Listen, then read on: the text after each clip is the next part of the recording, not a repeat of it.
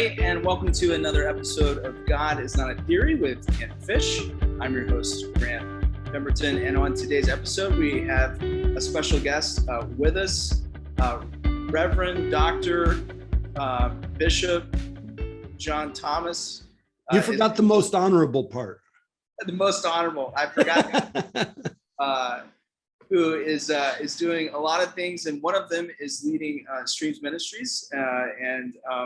And as I was saying to him before, so I'll say it publicly, I think one of the best thinkers that we have right now. So I'm really excited to dive in there, because now we have like two of the best thinkers together in a podcast, and I get to sit back and listen and try not to sound stupid. So we're excited about this. Ken, thanks for joining us as always, and I'll let you sort of take it from there. All right. Well, Grant, you've been known to go fanboy on some of our guests, so try to hold yourself back on this one with John. I'll do my best. Best. Good job. All right. Well, John, thanks for joining us today. It's great to have you on the show. Yeah, thanks for having me. Excited about this. Well, you and I have known each other. I'm trying to remember, when did we first meet? And I'm not sure I can name it, but I know it had to have been early in the last decade. I think it was 2010 at the Convergence Council that John Paul did here in Texas. There we go. All right. So we have a 12-year history under our belt. And for those who don't know it, John Thomas is now the leader of Streams Ministries International, which was the ministry that John Paul Jackson began during his lifetime. After his death, John was named to be the leader of Streams, and he's adapted it as necessary, but I think he's kept all the best of what was there, and probably overall made the organization a little bit more flexible to deal with the times in which we live.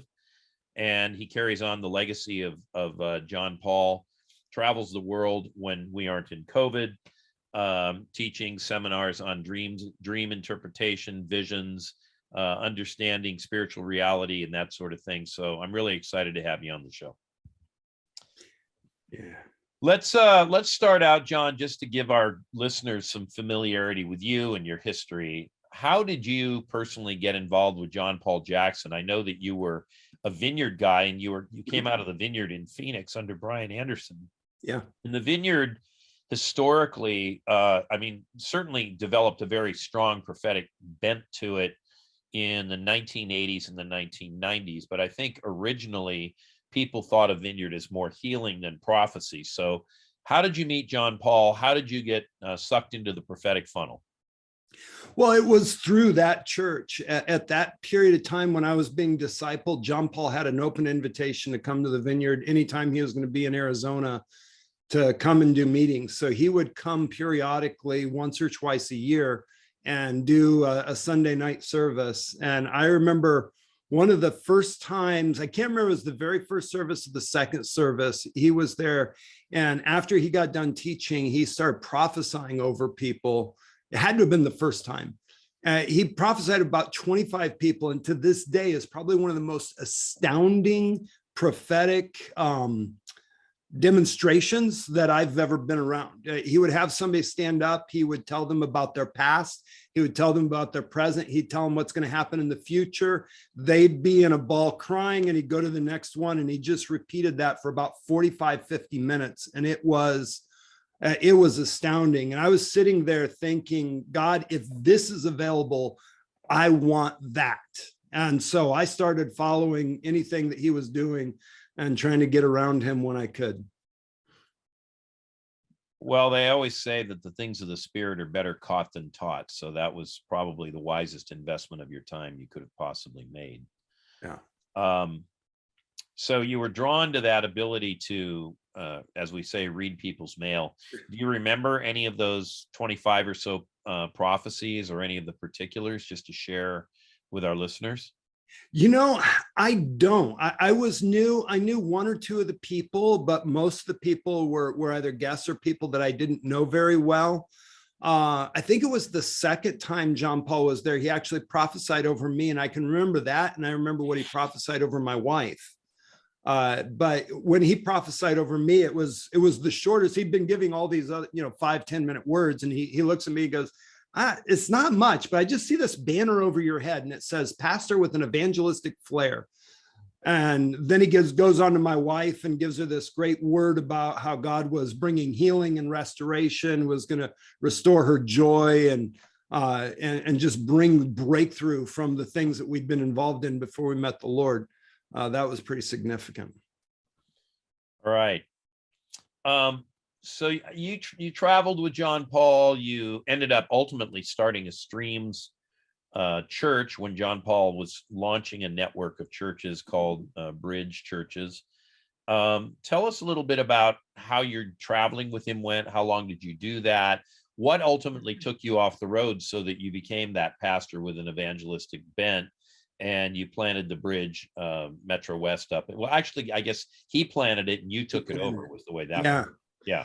Yeah, well, it was a couple-year process, but we started going to the courses that John Paul did. And then that phrase that you said earlier, that the things of the kingdom are more caught than taught, was haunting me and Donna. And we decided that we needed to move to New Hampshire, where at the time that's where John Paul was located, to grow, learn, be around the stuff. So we got up there and started just serving however we could. After a couple months, they called the house and asked if Donna was available to start working in customer service. A couple months after that, they called and asked if I was willing to be the partner's pastor.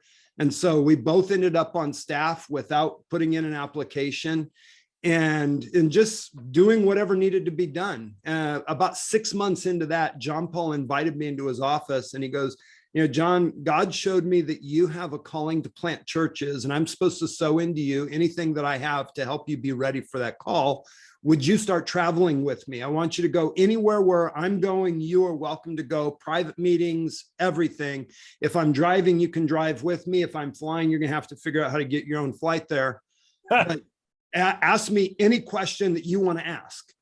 And so I had this open invitation to hang out. We're driving all over New England, being in these meetings, watching him interact with leadership, watching him speak with pastors about things that were going on in their church, and just being a part of that dynamic.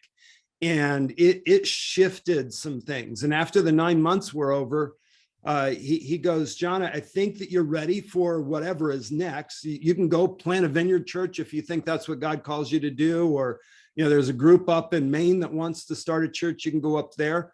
But this church I've been pastoring in Framingham is going to need a pastor because I'm moving back down to Texas to start a TV show. And I wanted to offer that to you. So me and Donna prayed about it. We felt like that's what we were supposed to do. So we took over that church. And it's funny enough, this is a great lesson on the right way to handle directive prophecies.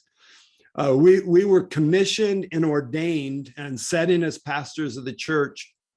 And that Sunday, after he'd done that, he was talking with one of the elders about 10 feet away from me. I could overhear the conversation, but I wasn't actually part of it. And the elder asked him, so John Paul, when did you know that John was supposed to be the pastor? He goes, oh, that's why I invited him to start traveling with me.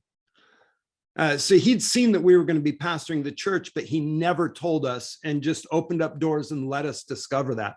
And so that really increased our relationship with John Paul at that point. Being pastors and him overseeing us, it's a whole different level of learning and growing than just traveling with someone and watching them and observing, because once you start doing something, you get a whole different set of questions. So I was known as the guy that always asked the best questions whenever John Paul would open up Q&A. So I've got to ask you this question, and this is not a preloaded one. I literally want to know the answer.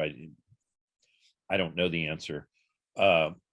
What was the most burning question, or maybe you had two, that you wanted to ask John Paul, and you finally screwed up your nerve and asked him, or the moment came and it was an appropriate moment? Maybe you didn't need any courage, you just needed the right opening.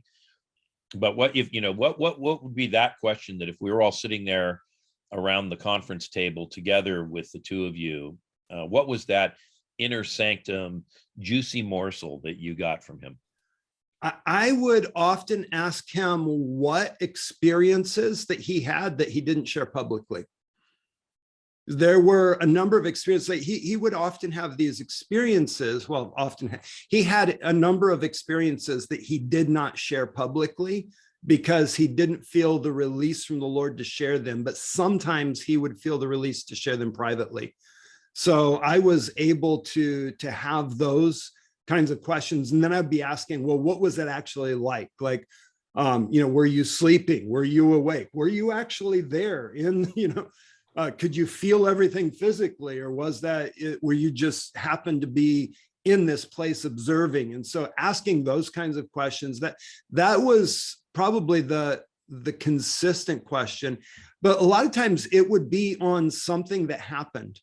I would notice something and I would ask him, well, what about that? Why did you tell that person that? I know that you knew more than what you shared. It was obvious. Or, one of the things John Paul would often do is he would just be talking and he'd start prophesying.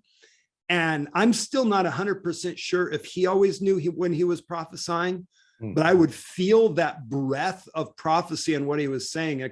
I never actually did it, but a few times I thought about just standing up and yelling, do you guys realize he's prophesying right now? Pay to what he's saying, because people would just think they're having a conversation. I'm like, no, like you need to pay attention right now. Yeah. That's a really good word. I think a lot of times people don't pay attention in the moment. And, back to the vineyard world, Carl Tuttle has said on more than one occasion that if he'd realized how significant what he was involved with at the time really was, he would have paid closer attention. And I've so often said that when it comes to the prophetic, at least as I experience it, it's really important. If something kind of catches your eye for a moment, stop and consider that thing. Let it kind of sink in. Moses had to stop and pay attention to the burning bush before he saw the angel of the Lord in the midst of the bush. And so many times people shortchange themselves by not doing that. And so, you were encountering the same dynamic with people that were with you. All right. So you ultimately felt the calling to be a pastor. And how did that fit with your general concept of yourself? I mean, you've been running around with one of the premier prophets of the 20th century. And oftentimes we don't think of prophets as particularly pastors. Sometimes they end up in those roles, and depending on the person, it may go better or worse. But how did you yourself kind of wrestle with that transition and come to that place and get comfortable with it in your own skin? Yeah, well, I had been being part of the vineyard. One of the assumptions is if there's a call of God on your life, that means you're a church planter. So I'd kind of been discipled into that. So I just figured that I knew there was a call of God in my life, and I knew that I was going to be pastor. Actually, before I ever became a Christian, I was still in drugs and involved in, I'll just leave that, some negative stuff. I was at work with my brother. We did construction at the time, and at lunch we're sitting there having our sandwiches, and I said, you know what? I think I'm going to be a televangelist. I could stand in front of people and stand in front of a camera and talk. I didn't realize that I was prophesying. I thought I was just talking. I knew I wasn't joking. It was genuinely a thought that I had that came into my head. So I've always had this feeling, this knowledge that I've been called to lead. Actually, one of the first words that the Lord gave me as far as my calling, there was two of them about a few months apart. The first one was to call my church back to holiness. And the second one was just a knowing that settled on my spirit that I was going to be a pastor to pastors. I went and told my wife, and she goes, well, doesn't that mean you're going to have to be a pastor first? I'm like, oh, I guess it does.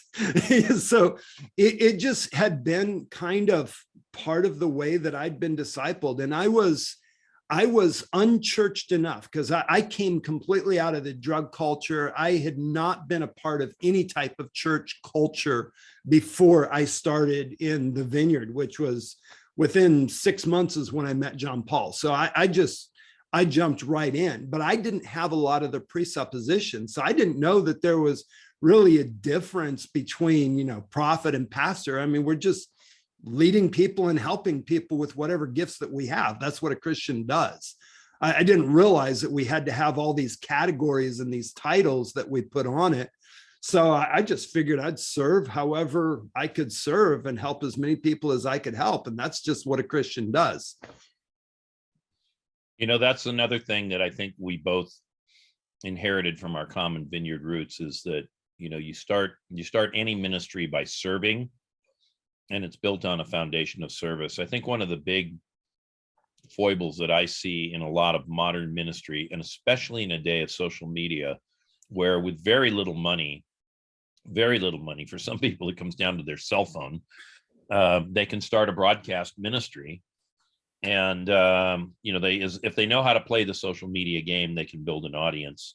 Mm-hmm. And in building that audience, they think they're in the ministry because people are listening to them. But the other thing I always learned from John, always heard him say this, was until a man is, and he always said man because he believed that men should be senior pastors. Until a man is 50 years old, he really has nothing to say. And, you could say women and be an equal opportunity offender on that one.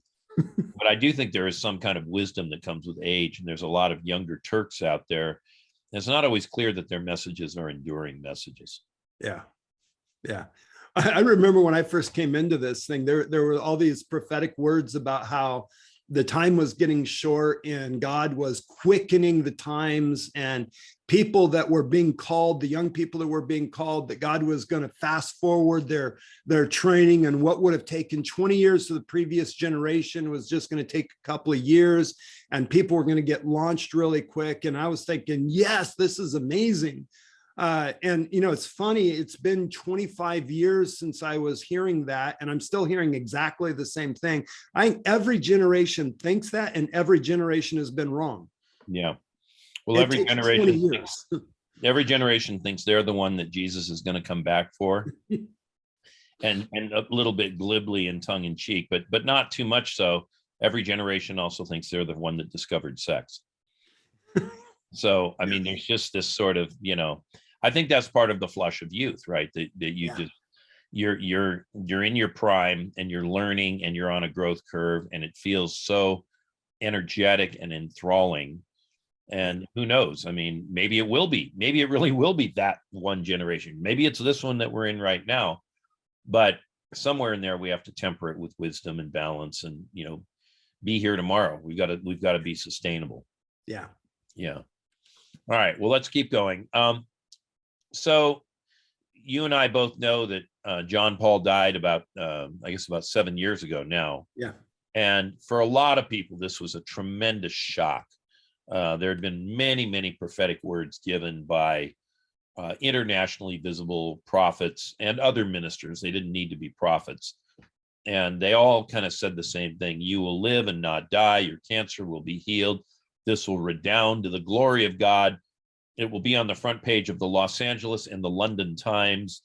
People will fall on their face because of your healing, John Paul, and they will acknowledge Jesus as Lord. And then he died. Yeah. So in the aftermath of that was, how you were picked to be his successor. And I'm sure that although on the one hand, you find your current role invigorating, you would have much rather still had John Paul around and continued on in a different role. For sure. But how did his death affect you personally, since so many were really taken by surprise with this? Yeah. And I mean, I don't know where you were. You and I have never talked about that. Were you generally thinking he would recover? Were you thinking he would not? But in the aftermath of it, how did you process all that? And how did you lead the people who were left behind? And I'm thinking specifically there at Stream's headquarters. How did you lead them through the processing of that grief and the cognitive dissonance?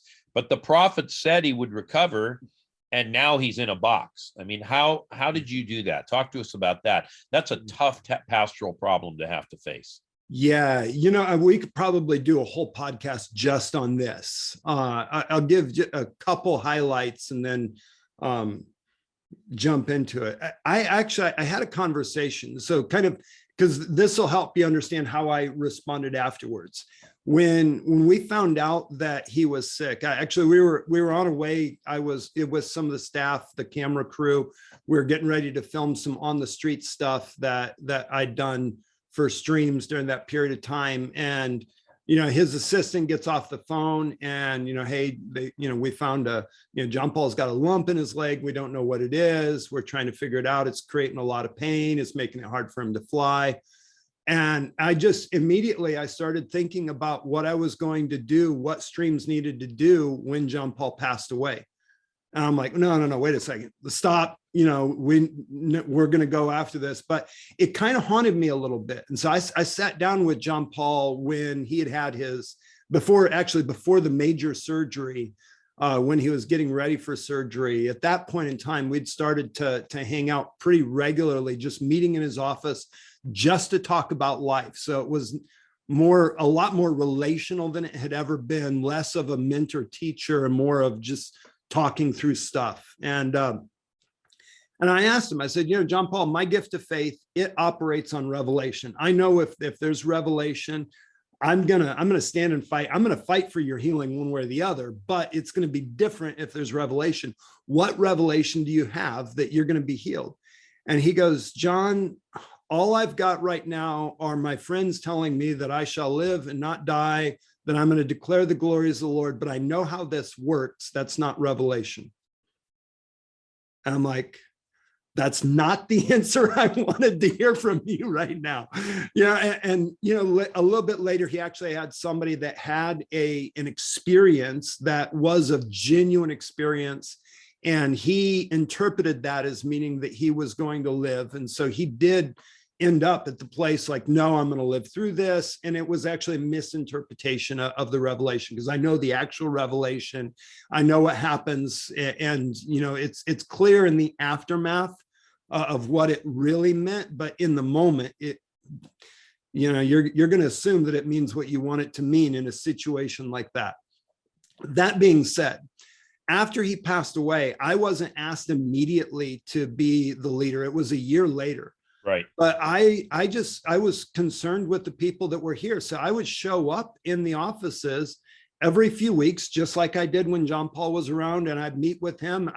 I came in and I just walked around, talked to people. How are you doing? Do you realize that that's burden bearing? Here's how you handle a burden like that. Do you realize that's not actually your pain? Here's how you handle that pain.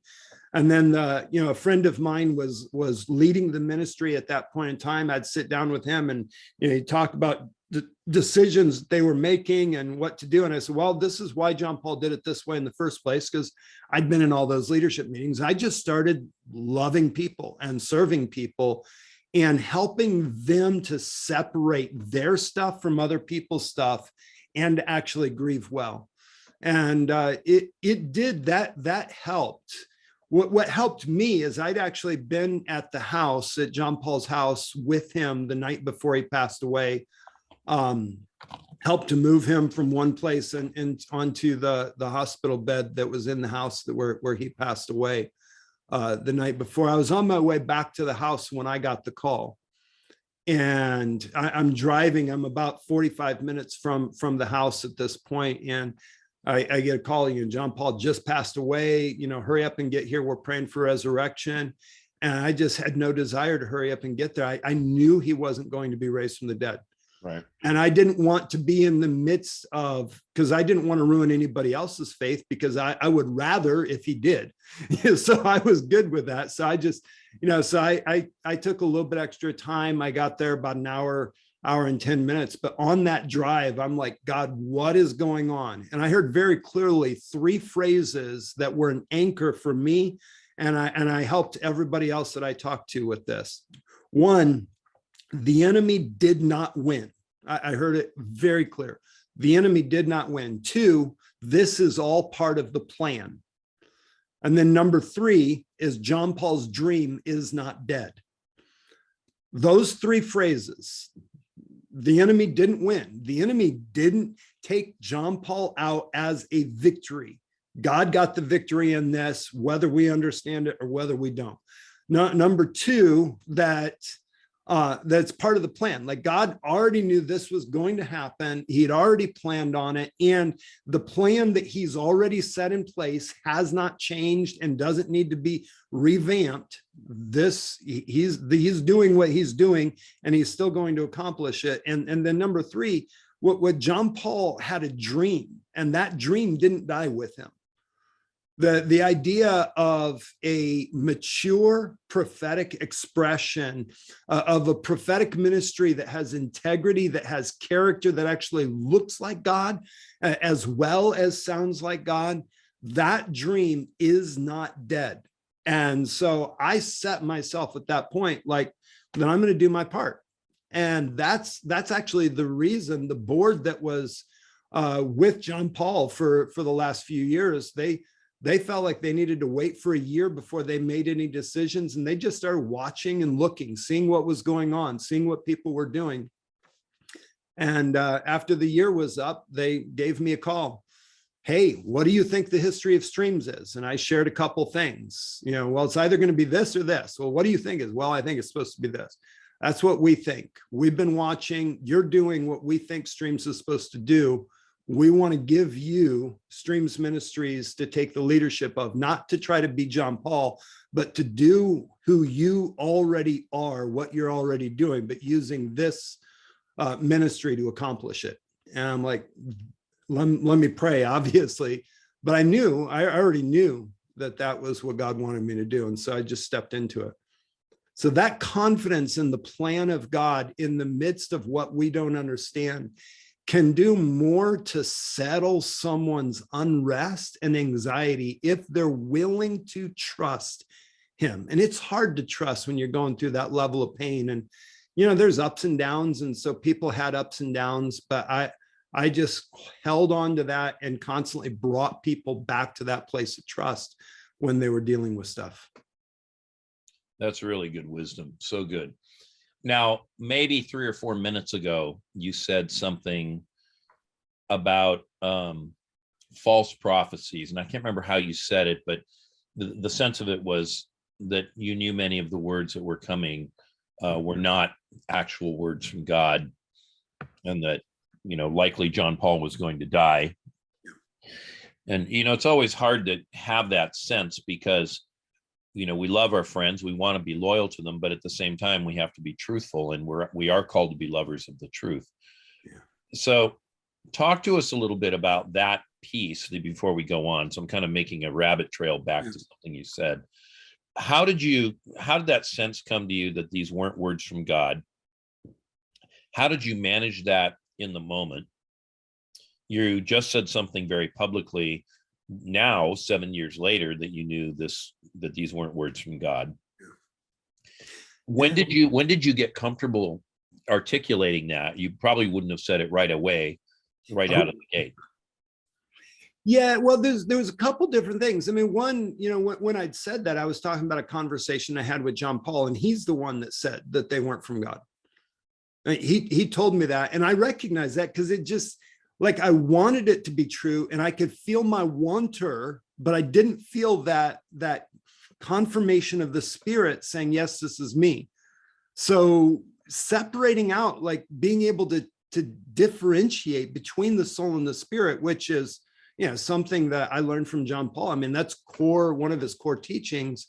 In recognizing that, I started to see that and being able to watch it. It took me, well, and still, I probably haven't shared that in a broad setting as clearly as I have here, because people need time to grieve before they hear that. If you tell people too early, well, your hope was false anyways, then they don't even know what to believe. They don't know what to hope on. And I would never say it that way anyways. What I would say is, you wanted this so badly that you couldn't see any other option. Mm-hmm. And that's exactly what was going on, which that is more normal than what we think. I mean, we've had some pretty public and broad examples of that in the last couple of years in the prophetic movement here in the West. Until we understand that, and actually at the Convergence Council where we met, one of the things that had happened, I think it was a year before you came, we went through the protocols. So John Paul and Mark DuPont, John Sanford, a number of others put together some protocols, and they went through it for about a year. They worked out those protocols, and then the second Convergence Council, we spent 70 of us in the room, and we just went line by line through every bit of those protocols and talked about them and discussed them and kind of fine-tuned them and clarified them and came to agreement on them. But one of the things that struck me is one of the things in there is teaching people the difference between, the soulish gift of prophecy and the genuine gift of prophecy. And in that room of 70 international leaders, that it was much less than half that even had a grid for soulish prophecy. Like some well, what, you could see the confused looks and even the questions like, well, what's that about? There was not a grid for the idea that someone could get a quote unquote prophecy and it be the soul and not by the spirit. And, there is some very popular teaching that has been in the prophetic movement since the 80s that basically says that can't happen. That how you prophesy is you just start talking and say, thus saith the Lord, and that's a prophecy. And it's some of the most dangerous teaching when it comes to the prophetic that there is out there, because it teaches people not to discern. And then it tells people, even when you're wrong, you have to believe that you're right because you believe that it was the Lord. And that is, it's maybe not intentionally, but it is definitely deceptive and manipulative. It's spiritual abuse. Right. Well, and we actually see at least one example or two in the Bible. Pharaoh had some problems with his wise men and his enchanters, and Nebuchadnezzar did as well, to the point where he said, my litmus test is going to be, you got to tell me the dream before you tell me the interpretation. Yeah. Because I don't just want to hear you guys blowing sunshine up my skirt. That's basically what he was saying in so many words. And if you study the writings of the ancient Greeks in particular, they understood that there was a prophecy of inspiration where, well, they would have said a spirit comes on you. We want to say the Spirit, the Holy Spirit. But there was also prophecy that was more interpretive and rational. And I think a lot of modern prophecy, as we're seeing it, has too much of that rational component to it. I'm all for the life of the mind, but we need to know, when does one leave off and when does the other begin? Yeah. And if we're interpreting based on our experiences or our intuition or what seems to be right based on what we know, I think that's a place where we say, test this yourself. But, my experience tells me, or my intuition tells me, this might be what this means. But I want to stop short of saying this is the word of the Lord. Yeah. Yeah. There's got to be a difference between prognostication and prophetic. Yeah. They both begin with P. Yeah. That's about where it ends. Yeah. Yeah. All right. So tell us a little bit about, in the time that you've been there, tell us a little bit about the changes and adaptations you've made to conform with the new reality you face in this time. Some of our listeners won't be that familiar with Streams, so this is your chance to, give people a quick guided tour of what Streams is all about. Oh, is that you or me? That is not me. All right, and I am going to put my on do not disturb. I thought it was. I should probably make sure the mine is the same, but yeah. So what we've been doing training and equipping. When John Paul started Streams Ministries as Streams Ministries, it was out of this call to begin to train up prophetic people to mature in integrity as well as in the actual use of their gifts. So the both and so we've been doing that forever. And his, how he summarized, if you will, the vision of Streams is that we want to inspire the awe of God in the earth, like realize God is big, he's holy, he's powerful, he can do anything. and we want to help people reach their destiny.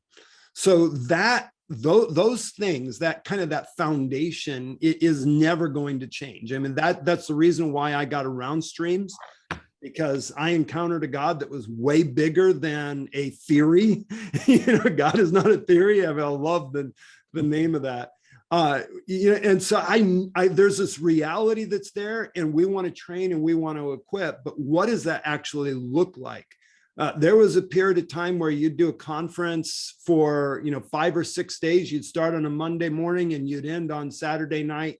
50,000 people would show up. You'd have 20 teachers and everybody was happy and it worked. And that just doesn't happen anymore. When Stream started, we would do these seminars 3-4 days, and we would fill up the room and it'd be great. And that's just not happening anymore. We're teaching the same things, just in different formats. We're doing it online. We've got a thing called Streams Academy, where we take those principles from the art of hearing God and a lot of stuff that I learned from study, from those conversations that aren't in the courses, and my own personal experience, and bring that all together into teaching and mentoring, and do it over a full year that really takes people deep and grows that capacity for one, understanding, but as well as practice. So it's not just teaching. Sometimes we would talk about going to a Streams courses like drinking out of a fire hydrant. A lot more gets on you than gets in you, but it can be overwhelming.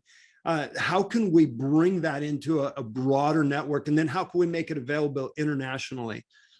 So we'd already started this process of this idea. I was telling the team in 2019, it's like, we've really got to get ready to do Zoom. We're going to be doing conferences. We're going to be doing webinars. I mean, I don't understand it, but we need to get what we need. So we had everything set up to do Zoom, but I didn't know what to do with it. And then COVID hit. And when COVID hit, all we did is flip the switch. We were ready for it. And it was just that preparation that was there. But it's the same thing that we've always done. John Paul always was he was an early adapter, if you want to use that term. He loves new technology. How can we use it? How can we use it for the kingdom? And we're still doing the same things, but it looks a little bit different. All right. Well, I remember Cindy giving a word, Cindy Jacobs. I think it was in early 2019 from memory. It could have been 2018. But she was talking about how a lot of preaching and teaching was going to shift to online platforms. And then, of course, COVID came, and now everybody has some sort of a presence like that. Some do it better than others. Some want to make it their mainstay. Some of us, like me, have gone back to traveling. But there's no question the virtual world is here to stay. Yeah.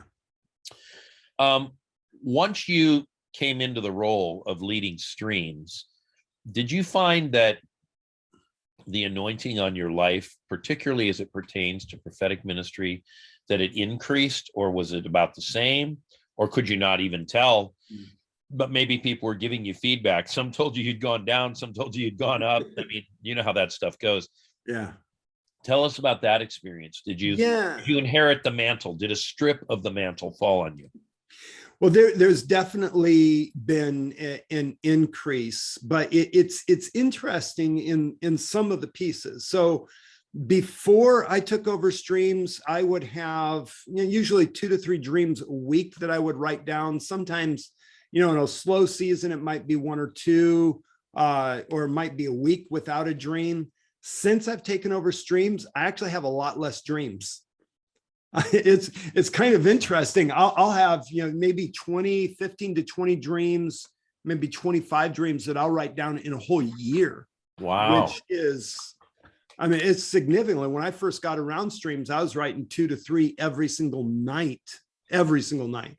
So that has shifted, but my knowing, my understanding, when I think about something, not anything, but some things, like I just know what's true. I understand stuff at a different level, which John Paul had an astounding capacity to be able to understand stuff that was difficult for other people, even stuff that he never studied.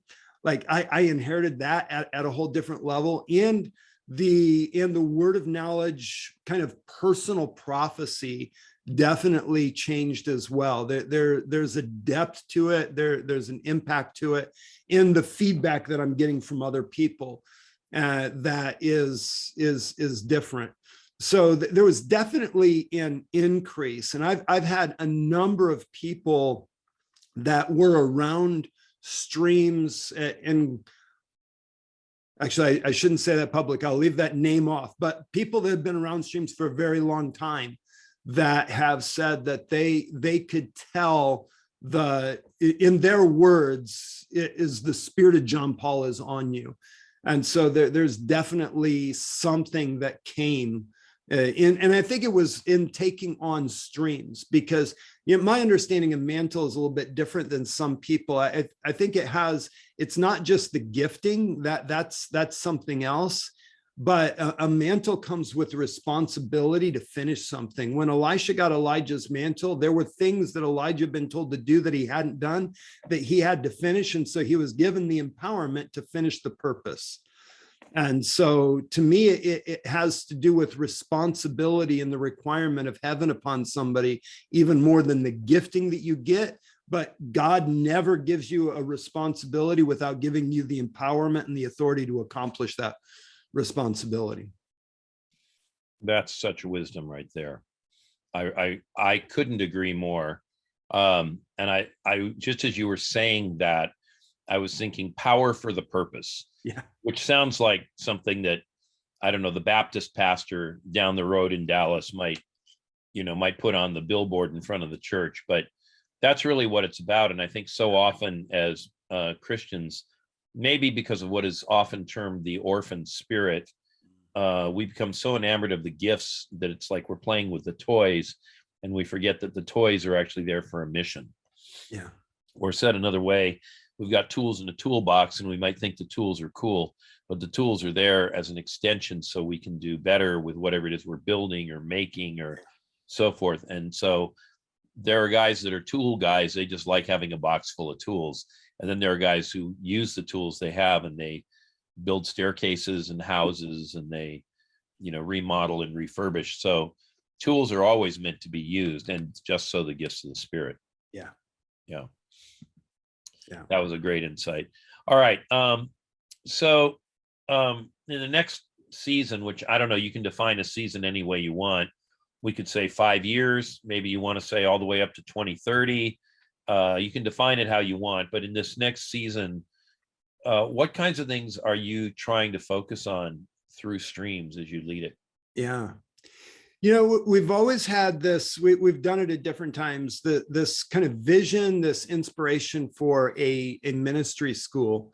And John Paul always had this heart for theology that went with the practice. And so I'm really diving into that even more. We're taking the Streams Academy, which I described earlier, where we have the kind of the principles that John Paul taught, and then my understandings of those as they've expanded in conversations, and we're adding to that some theology, the Apostles' Creed, some Old Testament survey, New Testament survey, and we're going to be developing this into a Bible school and a ministry school.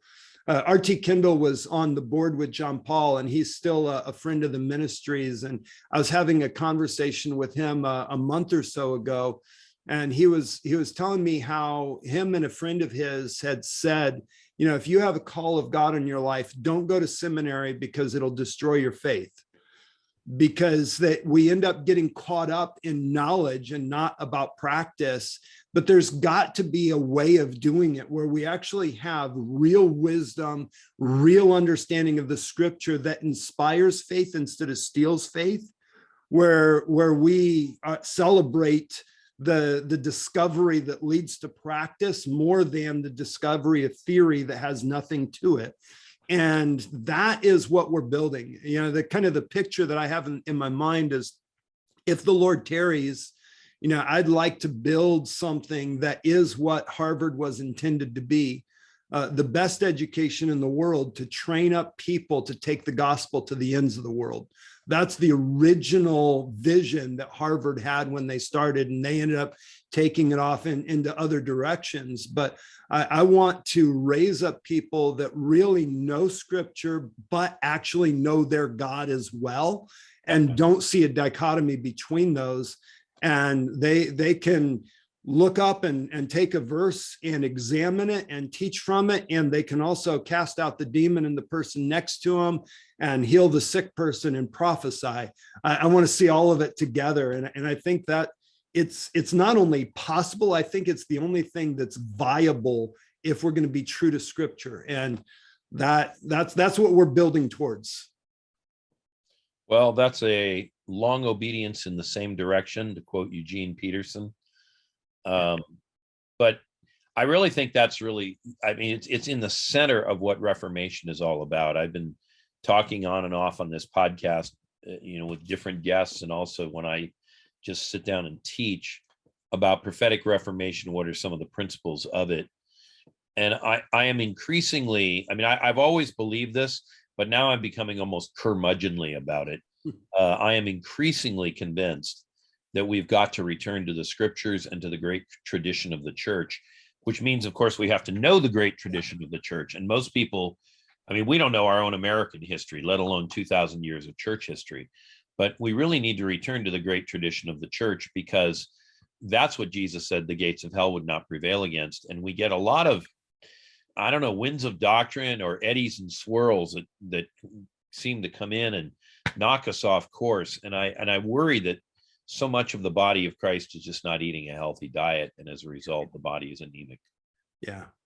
You probably know this a lot better than me, but the Reformation itself, we're talking about Reformation, but the Reformation, Martin Luther and that whole thing that happened, the Protestant Reformation, before that, there were a number of people, I think it was Hus and I always forget the guy's name, Comenius. Oh, Jan Comenius, yeah. Yeah. That their thing, they were reformers, but their thing was about education. Right. That if we can educate and train people, we will reform society. If we cannot educate and train people, we will not reform society. The reason the Reformation actually took is because education became available to the masses. Now, they were the pamphlets that got printed, that was the Bible that got printed, and that happened. But without education, there is no real reformation and society change. And that, I mean, that's the kind of the foundation behind this. I want to leave the world better than when I came. And I want to leave something that's going to last beyond me, that's going to last for generations. And what better way to do that than not only educate, but educate educators and leave something that continues to educate, so that there's a shift in culture and in society. Right, exactly. Yeah, when I think about education, I've always had a passion for it. I enjoy it myself. I've been, fortunate to have had good educational experiences for the most part. And so there is a need for it. And, I think of several verses that point at this. One of them is, as a man thinketh in his heart, so is he. And by the way, that does include women also. It just, that's kind of the way they spoke in those times. But as a person thinks in his or her heart, that's the kind of person they become. So we have to teach people not just to think good about themselves or to believe that God loves them. I mean, these are important for sure, but it's also how to think well, how to think soundly, because there's so much that goes on in our modern discourse, and you can see it. I mean, sometimes you can see it right across the page of the mainstream media. Sometimes you see it in these Facebook videos that people shoot all around, and you don't even know if the people in those videos have any credibility at all. But as you listen to them, you realize their thinking is wrong. Their thinking is wrong. They're not thinking in the best way that we have learned to think and to assess information. So it's important that we do that, so that as a man thinketh in his heart, or as a woman thinketh in her heart, so they think well and properly in order that they may grow into the full measure of maturity that a human being can achieve. And of course, we're used to saying the full measure of Christ, and that's implied, but let's just start with just basic humanity. We got that one. And then we've got verses that talk about, Paul says this in 1 Corinthians, we are casting down vain imaginations and every high and lofty thought that exalts itself against the knowledge of Christ. That means if there's knowledge that's what's being propounded, I mean, it may not actually be valuable knowledge, and it's somehow contrary to the ways of the Lord, we need to turn away from it. We need to eschew it. We need consciously to say, no, I'm not going to listen to that. And it's not because we're closed-minded, it's because we know there's a higher way. You know, Paul says, I will show you a more excellent way. Well, sometimes there is a more excellent way. And so we don't want to cloud our mind with foolishness, nor do we want to waste the very valuable time that we're given here on this earth, because it's finite. Yeah. Yeah. I think that point, teaching people how to think more than teaching them what to think is so key right now, because we think of, well, we have this educational system in the Western culture that is based on repetition of facts. Right. It's not on critical thinking. And so you have a test and it's based off of, you know, here are the facts, here are the stats. Can you remember what the stats are? Can you remember what the facts are? Right. And we're not actually teaching people how to think. But one of the things, a little phrase I love, but it haunts me, that wisdom, most people think wisdom starts with a W. Wisdom actually starts with a Y. Oh, as in the Why word. do they think that? Yeah. Why would they think that that's okay? What kind of thought process would allow a person to believe that their behavior is okay, is acceptable? Right. Like, because if you can't change the action here, but if you can go back to the reasoning and the understanding of the why, and you can teach people how to think in that way, you'll change not only them, but how they talk to other people, how they engage with other people, how they train their children, how they educate the people that they disciple. Now, all of a sudden, we're shifting communities, we're shifting families, instead of changing a little bit of behavior. Right. Yeah. When I was at Princeton, we used to use the term synthetic thinking, which is to say we were synthesizing new understandings out of whatever knowledge base we started with. And you didn't use that term, but that's really what you're putting your finger on. If all we do is learn to recite data and learn by rote, we don't necessarily go to a higher level. But if we learn how to take what we've learned and think about it synthetically, not in the sense that it's artificial, but in the sense that we are synthesizing from what we now have and coming to something beyond that, this is really how learning advances. And there's a great book on this, which is definitely not a Christian book, but it's still a very good book. It's called The Structure of Scientific Revolutions by Thomas Kuhn. And he talks about this exact process of people learning to think synthetically. And we know it from a very famous quotation. It's much more pithy as the quotation goes, but it says, we all stand on the shoulders of giants. And by doing so, we can see further than they saw. That actually comes from St. John of Salisbury, and he wrote it in the year 1030 in the Metalogicon. So anyway, I'm a big fan of education, but not just indoctrination, not just brainwashing, but good synthetic thinking that's governed by the principles of the Lord, so that we learn to think God's thoughts after him. Yeah. All right. Well, we got a couple things to do here question-wise, and then I think we're about out of time. Have you noticed, just as you go around the body of Christ, or as you're leading classes, have you noticed that there is an increase that's discernible in dreams or visions that people are having? I've kind of asked you about yourself, but now I'm talking about the body more broadly. Is there some sort of upsurge going on? It's interesting. Since COVID, it seems to be that there's more dreams, but there tends to be more soul dreams. So people processing and that, people having a little bit more time, not having to get up early to get to work.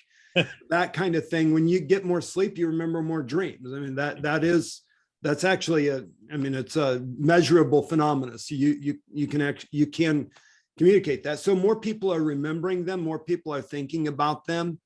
I can't say that I've noticed more dreams from the Lord. I've actually heard less kind of dreams or visions that actually sounded like they were of the Lord, that had that weight of heaven on them, broadly in the last couple of years than I had before then. And I think some of that has to do with just what's going on in the world, the level of stress, the level of anxiety broadly, for most people. And part of it has to do with what's going on in the prophetic stream. And I think me and you talked about in one of our podcasts on the Lord covering the eyes of the prophets, that there is less in that arena that actually has real weight to it than there were in previous seasons. And when God stops talking, we should also, and we should delve into him and inquire, okay, why have you gone quiet, and what would you like to say? Yeah. I think those are critical steps for us as we move through that process. Yeah. All right. And then I also wanted to ask you this question, which is, what do you think are the three most important things for people to focus on if they're seeking to grow in maturity, accuracy, and clarity as a prophet? Because everybody in the world these days wants to be a prophet. I always joke around and say, so you want to be a prophet, huh?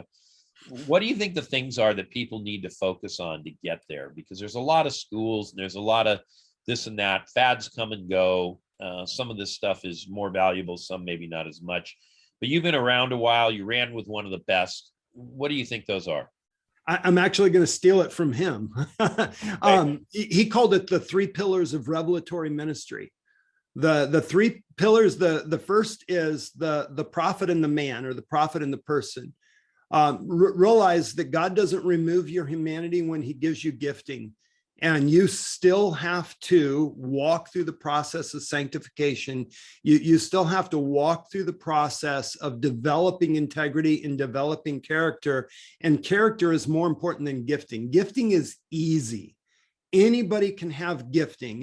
You start to believe that you have gifting, and you're going to have gifting, period. You don't even have to know the Lord. He pours that out. It's given to people freely. It's not merit-based. So what does change is our character and our integrity. And if we put our attention in loving well, in serving others, put ourselves in positions where we're between God and a problem, we're going to see a lot more miraculous. We're going to see a lot more revelation. When you take responsibility for something that heaven cares about, you will find heaven's resources available to make it happen. So character, putting yourself in that place of service and that place of integrity. So revelation in the man, the person. The second is revelation in the church. You've got to understand that the church does not revolve around a gift or a gifted person. The gifted person exists to serve the church. The church is God's idea. It started in the very beginning. He took a bone, a rib out of Adam, put Adam to sleep, took a rib out of his side. And it says he opened his side and removed the rib and brought the woman, bone of my bones, flesh of my flesh. Well, he put Jesus to sleep, opened up his side, and out of his side came the bride. And at the end of it all, it will be the bride being presented to her groom. That is the culmination of history. So you've got to figure out how you fit into the bride, because that's the only thing that's going to make it to the end. We've got to be about serving the church and figuring out how our gifting helps to build up the church, Ephesians chapter 4, not how the church can give us a bigger platform.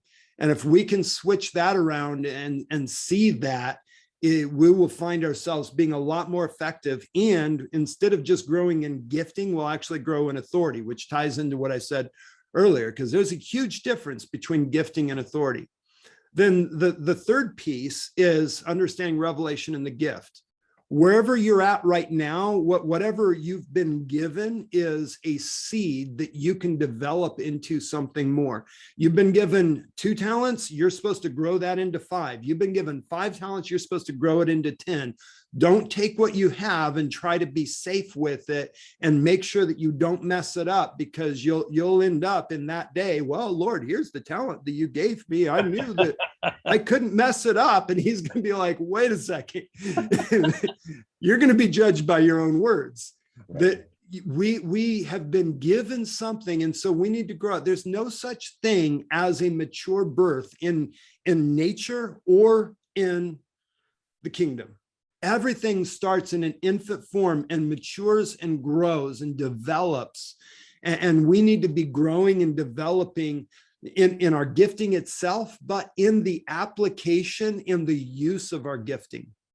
So not just growing in our ability to get a word of knowledge or get a gifting, but growing in our capacity to steward that and give it to someone else so that they experience the love of God through it, rather than being impressed because we're so gifted.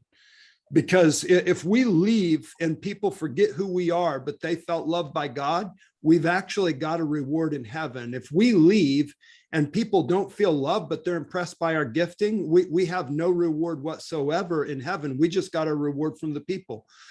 It's what Jesus said in the Sermon on the Mount, Matthew chapter 5. If you're doing it for the praise of people, you get it. That's all the reward you'll ever get. But if you're doing it for your dad, then you're going to get a reward. And keeping that, maintaining that mindset, and growing our use of the gift as well as the gifting itself is going to be key.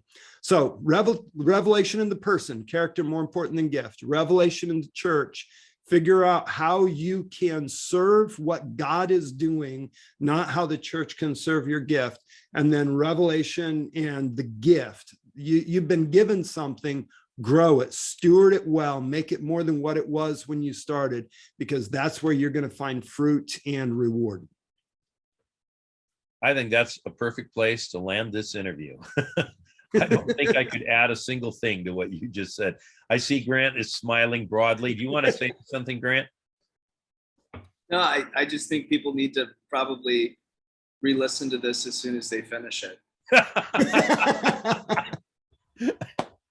So maybe a couple of times. And, I also think, where can we get this document that was worked on and gone through by 70 folks? Is that available? It is. It's on our website. So if you go to streamsministries.com, about us, it says what we believe. Go to what we believe. It's got a statement of faith, and it's got the protocols document. I call it the protocols document. It's got a very, very long name. It's practices and protocols for biblical New Testament ministry or prophetic ministry or something, like a very long name that I always forget, but I just call it the protocols document. But it can be found there, and it lists the main contributors all right there. And yeah, it's extremely helpful. Highly recommend it. And actually, if anybody wants just to get a PDF of it, you can email Streams, that use the contact form on our website, and just ask for a PDF of it, and we'll send you a PDF that you can look at, study, use in training, use with a prophetic group. It's some really, really good stuff. I mean, that document alone, just the people that sat down in that room, between them, had over 200 years of ministry experience, not including the 70, just the 5. So you got John Sanford, you've got Mark DuPont, you got Bobby Connor, John Paul Jackson, and Lauren Sanford. And I think there was one more that all sat down, and none of them had less than 30 years of ministry experience. And John, at the time, I think he had like 60 years of ministry experience that went into that document. It's the wisdom of the fathers, and we should be listening to it. We need to stand on top of the giants so that we can see beyond. Absolutely. Well, hopefully everyone goes and gets that too. So we have it posted on our website. I picked it up, I don't know, a long time back, and I told my webmaster I want this posted right under our statement of faith, because people need to know this is how we think about things. Yeah. Yep. Well, excellent. This has been a great interview, John. Thanks for joining us today. Yeah, thanks for having me. It's been a lot of fun. And I'll just throw in a shameless plug here. Later this year, John and I are going to be together in Kerrville, Texas, which is about an hour from San Antonio and about an hour from Austin. I can't remember even what month. I want to say it's early October, but we're going to be in Kerrville together. We did a conference there last year that was off the chain. And if you have a mind to come along to a conference where we're both speaking, that would be your opportunity right there. So come to and join us in Kerrville in October. Yeah. Awesome. That's wonderful. Well, hopefully we'll see everyone there at that conference. And thank you both for joining us. And thank you all for listening to another episode of God is Not a Theory with Ken Fish. We'll be right back here next week.